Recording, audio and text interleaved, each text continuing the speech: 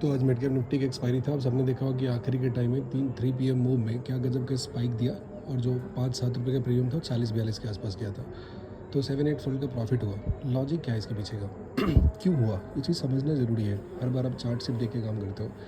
इस टाइम में अगर ग्रिक्स की अगर बात करते हैं ना, तो इसमें क्या था कि कॉल साइड का जो डेल्टा था वो पुट साइड के डेल्टा से ज़्यादा था। यानी कि कॉल साइड के डेल्टा में शिफ्ट होने की पॉसिबिलिटी ज़्यादा थी। और जैसे ही कॉल साइड में गामा का वैल्यू इंक्रीज हुआ स्लाइटली, तो जिसका डेल्टा ज़्यादा है वही तो आगे की तरफ बढ़ेगा ना, जिसका डेल्टा कम हो आगे की तरफ क्या बढ़ेगा। तो कॉल साइड में डेल्टा ज़्यादा, इसका मतलब बायस था। मार्केट अगर मूव करेगा चाहे तो रह जाता आपका एक्सपायर हो जाता साइडवेज हो गया। अगर मूवमेंट आने की पॉसिबिलिटी प्रोबेबिलिटी के टर्म में बात करेंगे 50-50 है। 50% साइडवेज रहने का, 50% मूवमेंट होने का।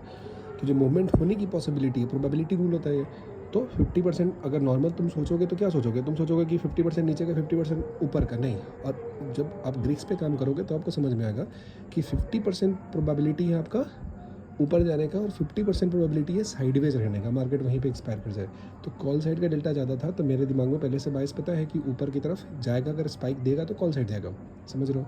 तो इसमें मतलब पुट और कॉल दोनों खरीदने की ज़रूरत नहीं थी। इस पर क्या होता है कि ये तो प्रॉपर रिस्क होता है यार। जो एक्सपायरी की दिन बात करते हैं प्योर रिस्क है। वो रिस्क को कितने अच्छे तरीके से मैनेज करते हो, प्रोबेबिलिटी को कितने अच्छे से समझते हो।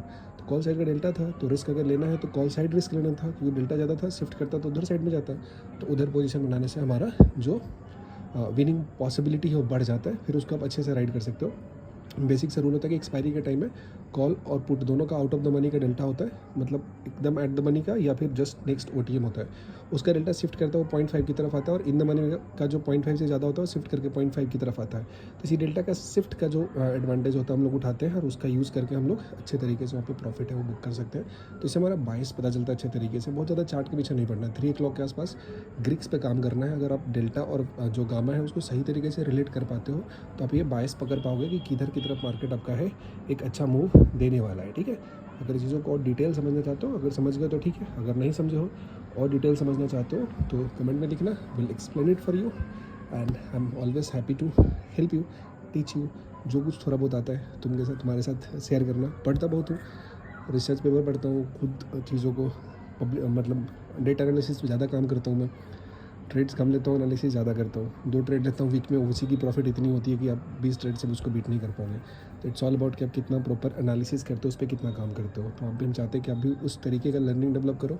थोड़ा टाइम दो, चीज़ों को सीखो और आप सही ट्रेड को पकड़ो। 50 ट्रेड पकड़ने की ज़रूरत नहीं है। 2 ट्रेड में इतने प्रॉफिट बनेंगे ना कि आपके सालों का जो लॉस है उसको रिकवर कर देगा। सवाल ये होता है कि जो रैंडम ट्रेड करते हैं, बहुत ज़्यादा करते हैं, वो अक्सर नेगेटिव ट्रेड में ज़्यादा रहते हैं। और जो ट्रेड विनिंग होता है, प्रोबेबल मतलब प्रोबेबिलिटी जिसकी ज़्यादा होती है प्रॉफिट देने की, चाहे तो उस ट्रेड में होते नहीं है। अगर उस ट्रेड में होते भी है तो काफ़ी अर्ली एग्जिट कर जाते हैं। तो इन चीज़ों को इंप्रूव करना पड़ता है, सीखना पड़ता है, पढ़ना पड़ता है, और सही तरीके से आपको एक गाइड करने वाला इंसान होना चाहिए। तो जो कुछ मेरे पास नॉलेज है, I am here to share with you. तो सीखिए and hope one day you will be able to decide, आप अच्छे तरीके से मूव को पकड़ पाओगे। Thank you, bye bye.